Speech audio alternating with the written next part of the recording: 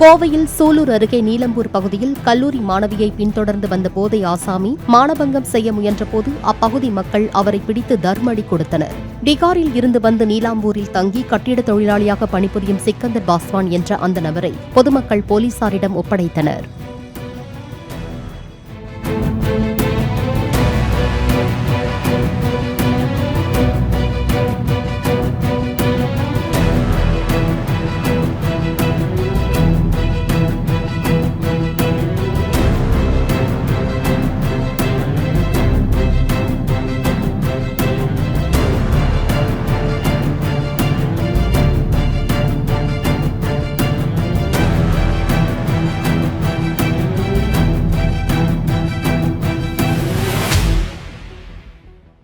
Play store மற்றும் app ஸ்டோரில் இருந்து பாலிமர் செயலியை QR கோடு மூலம் பதிவிறக்கம் செய்யுங்கள்.